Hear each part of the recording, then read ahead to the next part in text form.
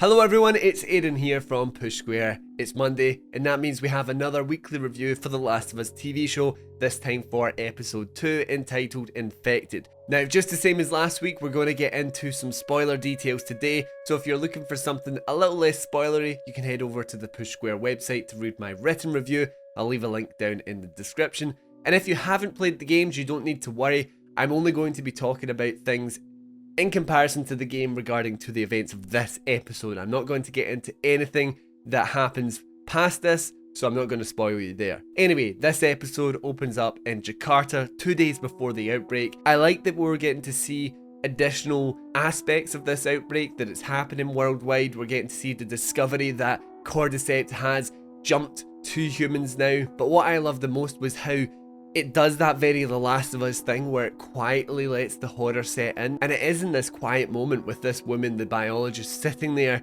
basically explaining, very similar to what the guy in the talk show said, there's no medicine, there's no cure, we're done, basically. There was this line where she said, like, she requested that she get taken home because she wants to spend basically what time she has left with her family.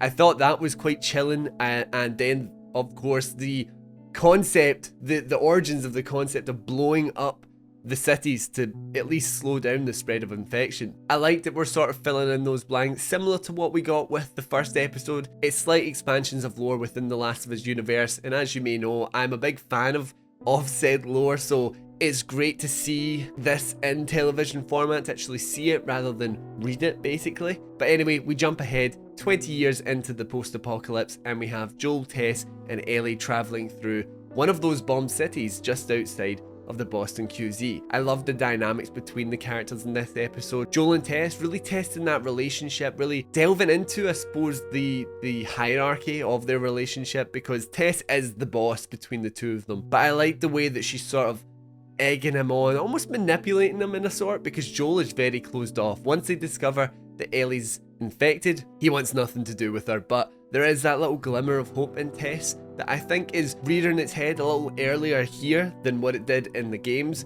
but it's great to see that play out. But more importantly, I think the dynamic between Joel and Ellie. Last episode I said I wasn't really that sold on Bella Ramsey's portrayal of Ellie because we didn't get a lot of time with it. Here, of course, we get a lot more, and it is a case of, I think it's just going to take a little bit of time for me to ease into this. It certainly was a step in the right direction, and there were moments where I genuinely did laugh as Ellie hits out with some quip or is just really annoying Joel with some cheeky remark. There was aspects there that I think they got really right. Then there was parts where they're almost reciting lines from the game and it didn't hit the same. And I think that goes for across the board, but it just feels especially poignant with Ellie because that sort of arrogant teen confidence is really difficult to capture in a way that isn't annoying. They're not at that annoying stage, but I'm not fully like in love with the character at this point.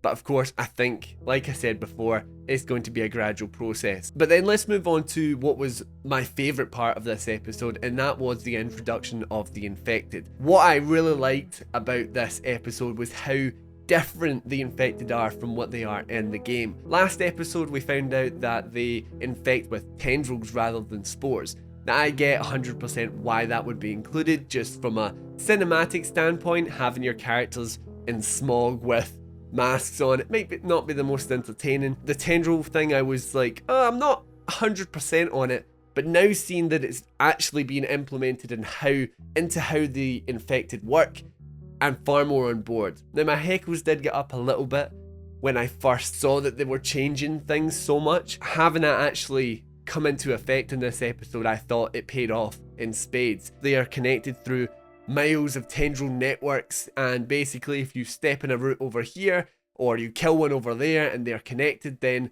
a mass horde will know about it and know exactly where you are over a mile away, let's say. Seeing them all sitting there sort of like lying in the street, it was quite scary, and there was a level of fear in Boston that I don't think was actually there in the game at all. Of course, a lot of the fear when you're playing the game comes from you actually playing with it. You're the one that's avoiding the infected. You're the one that's sneaking around, and that makes things a lot scarier. Take away the interactive element, you need to amp that up somehow, and I think that the changes that they made and the tension that they built was so good in a way that was actually scarier than the game for me. A lot of that played into the reactions between the different characters. Of course, Ellie's been very jokey in some aspects. She's inexperienced with the dangers of the place. Her talking about why are there no infected hordes running all over the place. And Joel and Tess are sort of laughing about the idea that she has bought into the sort of like Chinese whispers that have went around the QZ and built up over the years about what it's actually like on the outside.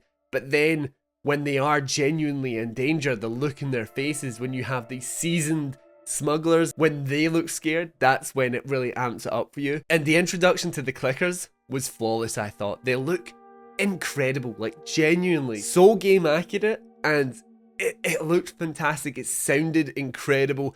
And it was so tense. I felt like I was actually having to sit and hold my breath for some of that as well. Moving on to the Capitol building, this was a bit of a weird one because it was in parts a pretty faithful recreation of what happened in the game, and there was aspects of it that I did really like. Joel and Tess, I'm glad that they didn't have that romantic moment. I was a little scared that after them confirming that they were together in the first episode, that there was going to be something a lot more dramatic about the reveal that Tess had been bitten, but there actually wasn't. And I think I liked the fact, the look in Pedro Pascal's eyes as he then was like, okay, without saying anything, leaving and dragging Ellie out of the place. I really liked that aspect. But the bit that I didn't like, and I think you're gonna know what that is, that's when the infected walks in right up to Tess, who is trying to blow the place up, but her lighter won't go. It like kisses her and the tendrils go into her mouth. It was uncomfortable, which I get, but I didn't like it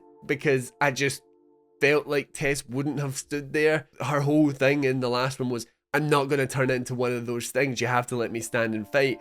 And of course they swapped out the Fedra agents for infected here because the whole tendril network thing. I like that aspect of it, but the kiss, very weird in my opinion. Even just for the fact that the infected walked up to her so slowly and done something like that so gently, rather than the vicious attack that we've seen throughout the show so far. But anyway, those are my thoughts. Of course, there's a lot to take in with just such a short episode as well. I am very much on board to see how this progresses with the changes they're making. I thought it was a solid episode. I loved getting to see more of Boston in its dilapidated, bombed state. But let me know what you thought of this episode down in the comments. And of course, you can expect my review for episode 3 to come onto the channel next week. Make sure you're subscribed to Push Square so you don't miss out on that.